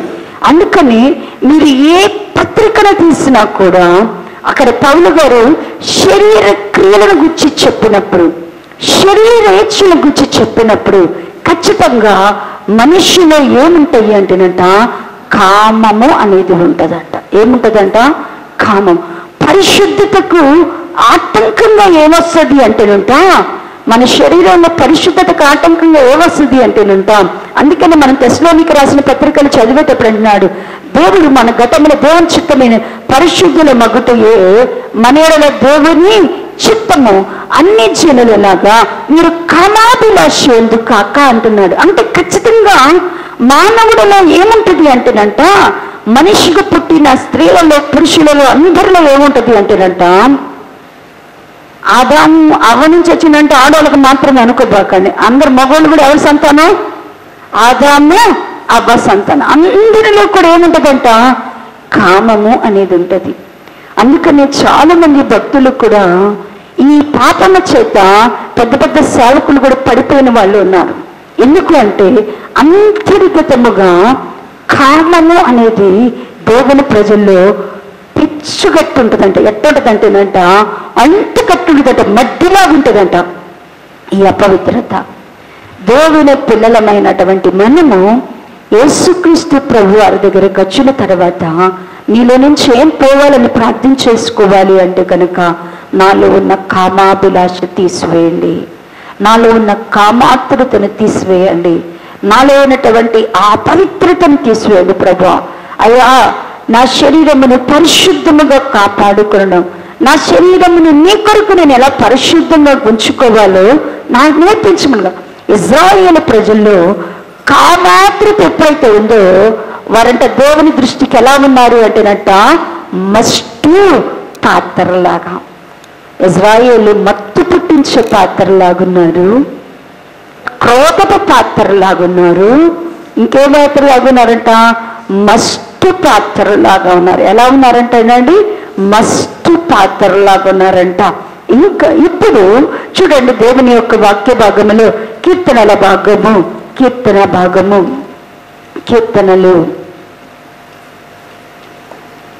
కీర్తనల భాగము 75వ కీర్తన, 75వ కీర్తన 8వ వచన భాగమును చదివితే, యెహోవా చేతిలో ఒక పాత్ర ఉన్నది, అందులోని ద్రాక్షరసము పొంగుచున్నది, అది సంభారముతో నిండినది, ఆయన దానిలోనిది పోయిచున్నాడు.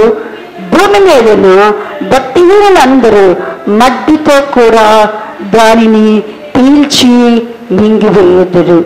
దేవుని చేతిలో ఉన్నటువంటి ఉగ్రత పాత్ర ఎవరి మీదకి రాబోతున్నది అంటే కనుక భక్తిహీనులైనటువంటి. దేవుని చేతిలో ఏముంది అంటేనంట ఒక పాత్ర ఉందంట. ఆ పాత్రలో ద్రాక్షరసముతో పాటుగా ఏమి కలపబడి ఉన్నదంట? సంభారము కూడా ఏముందంట? కలపబడి ఉన్నదంట.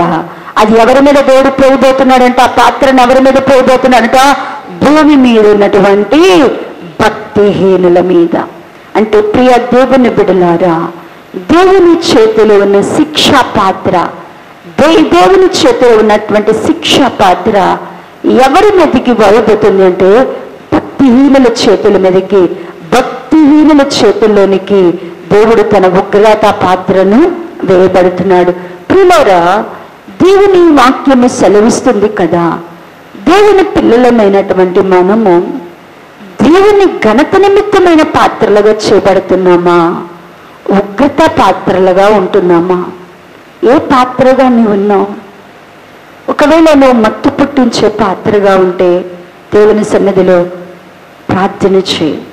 ఒకవేళ నువ్వు తిండి వలన, ఐహిక విచారం వలన, ధనమోసం వలన నువ్వు మత్తుగా ఉన్నావు అంటే ప్రభుని అడుగు, ప్రభువా మెలకువ లేదు, నేను మత్తు పుట్టించే పాత్రగా అయిపోయానయ్యా. ఎందుకు అంటే నాలో ఉన్న ఐక విచారాలు, నాలో ఉన్న సుఖభోగములు యందు వాంచి. దేవుని బిడ్డలు క్రోధపు పాత్రలాగా ఉండకూడదు. ఇజ్రాయేలు ప్రజలు క్రోధపు పాత్రలోనున్నారు. దేవుని మార్గములు వారు తెలుసుకోలేకపోతున్నారు, దేవుని రాజ్యమును వారు వెతకలేకపోతున్నారు, దేవుని నీతిని వారు సంపాదించుకోలేకపోతున్నారు. వారి ఇష్టానుసారముగా అన్యజనుల క్రియలను మార్గములను వారు అనుసరించి నడుచుకోవడాన్ని బట్టి దేవుడు వారిని దేనికి అప్పగించడు, దేనిలో త్రాగించారంటే దేని త్రాగారంట, క్రోధపు పాత్రలాగా అయిపోయారు, శిక్షలోనికి వెళ్ళిపోయారు, మస్టు పాత్రలాగా ఉన్నారు. కామాతులతను వదులుకోలేక వారు మస్టు పాత్రలుగా. ఎవరైతే ఇలాంటి పాత్రలాగా ఉంటారో వారిని దేవుడంట ఉగ్రత పాత్రలుగా చేస్తాడు. ఇట్లాంటి వారిని దేవుడు ఏం చేయబోతున్నాడంట? రోమీయులకు రాసిన పత్రిక చూడండి, 9వ అధ్యాయము, రోమాపత్రిక 9వ అధ్యాయము, రోమాపత్రిక 9వ అధ్యాయము మీరు చూసినట్లయితే కనుక రోమాపత్రిక 9వ అధ్యాయము అన్నాడు కదా, 22వ వచ్చిన భాగం అంటాడు, అలాగిన దేవుడు తన ఉగ్రతను అగ్గపరచుటకును తన ప్రభావమును చూపుటకు చేసిన నాశనముకు సిద్ధపడిన ఉగ్రత పాత్రలమైన ఘటములను ఆయన బహుదీర్ఘ శాంతముతో సహించిన ఏమి. ఇప్పుడు దేనికి ఉన్నాయట? నాశనానికి. ఉగ్రత పాత్రలన్నీ కూడా దేనికి సిద్ధంగా ఉన్నాయంట? నాశనమునకు సిద్ధమైన ఉగ్రత పాత్రలు. ప్రియులారా, ఒకవేళ నీవు గనుక నాశనానికి నువ్వు సిద్ధపడిన వ్యక్తిగా ఉంటే దేవుడు నీ మీద ఏం చూపిస్తున్నాడు? ఉగ్రత పాత్ర ఏదో కూడా దేవుడు ఏం చూపిస్తున్నాడు? దీర్ఘశాంతమును, కనికరమును చూపుతున్నాడు. ప్రియులారా, మనము ఉగ్రత పాత్రలుగా ఉండకూడదు అని దేవుడు కోరుకుంటున్నాడు. దేవునికి మహిమ ప్రభావము చూపే కరుణా పాత్రలుగా మనం ఉండాలి, కానీ ఉగ్రత చూపించేటువంటి ఉగ్రత పాత్రలుగా, నాశనానికి నియమింపబడిన వారిముగా మనం ఉండకూడదు. ఎవరు ఉగ్రత పాత్రలుగా ఉంటారు అంటే ఎవరైతే తిండి వలన, మత్తు వలన, ఐక విచారాల వలన, ధనమోసముల వలన, సుఖభోగముల వలన, దేవుని మార్గములలో నడవక, దేవుని రాజ్యముల నీతిని వెదకక, ఎవరైతే కామాభిలాషయందు ఆసక్తి కలిగి ఉంటారో వారందరినీ దేవుడు దేని కొరకు సిద్ధపరిచాడంటండి? ఆయన నాశనము కొరకు అయినటువంటి ఉగ్రత పాత్రలుగా చేస్తున్నాడు. మనము ఉగ్రత పాత్రలుగా ఉండకూడదని మారు మనసు పొందడానికి దేవుడు మన ఎడల కూడా ఏం చూపిస్తున్నాడు? దీర్ఘశాంతమును. ఏం చూపిస్తున్నాడు? నీ ఎడల నా ఎడల కూడా దేవుడు దీర్ఘశాంతమును చూపిస్తున్నాడు. ఇంత గొప్ప రక్షణను మనము నిర్లక్ష్యము చేస్తే నిజముగా నీ కోసము నా కోసమే ప్రభు ఏం కలిగి ఉన్నాడంటే దీర్ఘశాంతాన్ని కలిగి ఉన్నాడు. ఈరోజు ప్రభు వస్తే మనం దేవుని రాజ్యంలోకి వెళ్తామా? ఎంతమందికి నిరీక్షణ ఉంది? దేవుడు ఈరోజు ప్రభు వస్తే దేవుని రాజ్యంలోనికి వెళ్తామని ఎంతమందికి ఉంది నిరీక్షణ? ధైర్యం లేదు. దేవుణ్ణి మనమందరం కూడా ఇంకా ఎలా ఉన్నామంటే ఇంకా దేవుడు మన ఎడల మనం ఉగ్రత పాత్ర లాంటి వాళ్ళమైనా దేవుడు దీర్ఘశాంతముతో మనం సహిస్తుంది. ఎందుకంటే మనందరము తన ప్రభావమును, మహిమను కనబరిచే కరుణా పాత్రలాగా చేయబడాలని, మనలో దేవుడు మహిమపరచబడాలని, మనలో దేవుడు తన ప్రభావాన్ని చూపించాలని. మనము యూదులం కాకపోయినా కూడా, మనం ఎవరం కాదు, యూదులం కాదు, ఇజ్రాయేలుము కాదు, అన్యజనులమైన మన ఎడల కూడా దేవుడు ఏం కలిగి ఉన్నాడు? దీర్ఘశాంతం కలిగి వాళ్ళని ఎలాగున్నా తన జనులుగా చేసుకున్నాడో ప్రభు యేసుక్రీస్తు ద్వారా అన్యజనులమైన మనలో కూడా ప్రభు ఏం చేస్తున్నారు? కుమారులుగా, కుమార్తెలుగా స్వీకరించి ఉన్నారు. మనము దేవుని కొరకైనటువంటి యోగ్యమైన పాత్రలుగా ఉన్నామా, లేకపోతే ఉగ్రత కొరకు నాశనానికి సిద్ధపడిన ఉగ్రత పాత్రలుగా ఉన్నామా? పరిశీలన చేసుకొని, పరిశుద్ధపరుచుకొని ప్రభు బల్లలోనికి వెళ్తున్నాం. మనము ఆశీర్వదించిన పాత్రలోనే తాకాలి, కానీ దెయ్యలపు బల్లలలో మనకేముండకూడదు. మనం దేవుని మీద చేతులు ఉంచకూడదు. దెయ్యపు బల్ల, ఆశీర్వదించిన బల్ల ఉందంట, ఇంకోటి ఏముందంట, దెయ్యపు బల్ల. దెయ్యపు బల్ల అంటే, దెయ్యపు బల్ల అంటే ఏంటంటే, గాదు అనే పేరుకు ఒక అర్థం ఉంది. గాదు అంటే అదృష్టము అనే అర్థం. గాదు అనే పదానికి ఏంటంటే అదృష్టం. ఇజ్రాయేలు ప్రజలు రాను రాను ఒక కాలానికి వచ్చిన తర్వాత వారు గాదుకు బలం సిద్ధపరిచారంట. అంటే వాళ్ళు ఏదైనా ఆహారం తీసుకోవాలంటే వారు ఏం చేసేవాళ్ళు అంటేనంట, వాళ్ళు పస్కాని ఎలా తీసుకునేవాళ్ళు అంటేనంట, ఒక బల్ల మీద పెట్టి ఆ పస్కా రోజున ఆ బల్ల మీద చేసిన రొట్టెలు తినేవాళ్ళు. ఎట్లా తినేవాళ్ళు అంటే, ఆ రొట్టెలు తినడం మాకు అదృష్టము, ఆ రొట్టెలు తింటే మేము బాగుపడతాము, ఆ రొట్టెలు తింటే మాకు ఆశీర్వాదము అన్నట్టుగా ఏం చేసేవాళ్ళంట, అదృష్టంగా తినేవాళ్ళంట. అంటే అది మాకు అదృష్టం వస్తుంది అని తినేవారు, కానీ ప్రతిష్ట లేకుండాని, పరిశుద్ధత లేకుండాని, పరిశీలన లేకుండాని, వివేచింపకయే వారు తిని త్రాగేవారు. కాబట్టి దెయ్యము బల్ల అని పెట్టాడంటే, దేవుడు ఏ పేరు పెట్టాడంటే, గాదికి బల్లకి ఏ పేరు పెట్టాడంటే దెయ్యపు బల్ల. మనము దెయ్యపు బల్లలోగా తినాలి. కాబట్టి ప్రభు శరీరాన్ని తింటున్నాం. ఎందుకు తింటున్నాం అని ప్రశ్నిస్తే ఏం సమాధానం చెప్తాం? మనం ఈ వేరే మందిరాల్లో నుంచి సేవకులు వచ్చి మీరు ప్రభు బల్ల ఎలా తింటారు అంటే ఏం చెప్తారు? మీరు ఎట్ట తింటారండి ప్రభు బల్ల అంటే, తలస్నానం చేస్తామండి, 4 రోజులు అన్నం తినమండి, మందిరానికి వస్తామండి, ప్రార్థన చేసుకొని 4వ రోజు వచ్చి ఆదివారం వచ్చి అందరూ ప్రార్థన చేసి మా దగ్గరకు వస్తుందండి, అంత తెరిచి నోట్లో పెట్టుకొని తింటాం. అంతేనా చెప్పేది? స్నానం చేసామండి, తలస్నానం చేసామండి, తెల్లబట్టలు వేసుకున్నామండి, 4 రోజులు వచ్చామండి, ప్రార్థన చేసుకున్నామండి, తిన్నామండి అని చెప్తారు. కానీ మేము బల్లని ఎట్లా తీసుకుంటాము? ప్రభు శరీరములోని అవయవులుగా మార్చబడాలని, ఆయన సంఘం అనే శరీరములో మేము ఒక మంచి అవయవముగా తయారు చేయబడి సదస్సు అయిన క్రీస్తును హత్తుకోవాలని మేము తింటామని చెప్తారు. ఎవరికైనా ఈ సమాధానం చెబుతారు? జీవం కొరకు తింటామండి. గడిచిన మాసం తిని ప్రభు జీవంతో బ్రతికాము. ఈ మాసము ప్రభు బల్లలోనికి వచ్చి మరలా ప్రభులోని జీవం కోసము మేము ప్రభు బల్ల పుచ్చుకుంటామని చెప్తావా? మేము ప్రభు బల్ల పుచ్చుకునేది ఎందుకంటేనండి, అంచెదినమ ప్రభు వస్తాడు. అప్పుడు మా దీన శరీరములు ఆయన మహిమకు సర్వరూపము కలిగిన మార్చబడి మేము ఆరోహణం అవ్వాలని ప్రభు బల్ల తింటారని చెప్తారా? మేము ప్రభు బల్ల తినేది ఆయన మాలో ఉండడానికి, మేము ఆయనతో ఉండడానికి మేము ప్రభు శరీరాన్ని తింటామని చెప్తారు. ఎట్ట తింటామంటే, స్నానం చేసాం, తెల్లబట్టలు వేసుకున్నాం, ఉపవాసం ఉన్నాం, వచ్చాం, పోయాం, తిన్నాం.